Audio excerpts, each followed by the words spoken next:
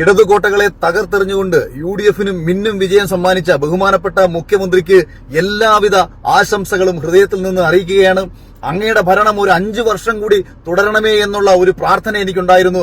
എങ്കിൽ മാത്രമേ ഈ ഒരു പ്രസ്ഥാനം ഈ രാജ്യത്ത് നിന്ന് തന്നെ പരിപൂർണമായും ഇല്ലാതാകുന്ന ഒരു സാഹചര്യം സൃഷ്ടിക്കത്തുള്ളൂ. പക്ഷേ ദയവ് ചെയ്ത് അങ്ങ് 10 വർഷം കൊണ്ട് നിർത്തി ഇറങ്ങിപ്പോകുന്ന ഒരു സാഹചര്യമാണ് നിലവിലുണ്ടായിട്ടുള്ളത്.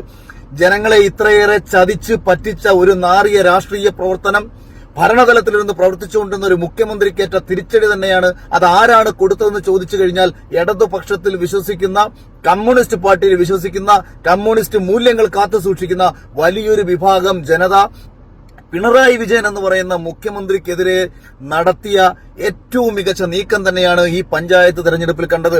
നിയമസഭാ തെരഞ്ഞെടുപ്പ് പോലെയോ ലോക്സഭാ തെരഞ്ഞെടുപ്പ് പോലെയോ അല്ല പഞ്ചായത്ത് തെരഞ്ഞെടുപ്പ്.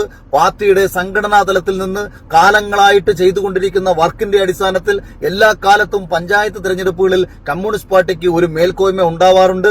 എന്നാൽ ആ മേൽക്കോയ്മ എന്തുകൊണ്ടാണ് ഉണ്ടാകാതിരുന്നെന്ന് ചോദിച്ചാൽ കമ്മ്യൂണിസ്റ്റ് പാർട്ടി പ്രവർത്തകർ പോലും മനസ്സുകൊണ്ട് മടിച്ചു പോയിട്ടുള്ള ഒരു തെരഞ്ഞെടുപ്പായി ഇത് മാറാനുണ്ടായിട്ടുള്ള കാരണമെന്ന് പറയുന്നത് മുഖ്യമന്ത്രിയുടെ ചെയ്തികളാണ്, മുഖ്യമന്ത്രിയുടെ പ്രവർത്തനങ്ങളാണ് എന്നല്ലാതെ മറ്റൊന്നും പറയാനില്ല.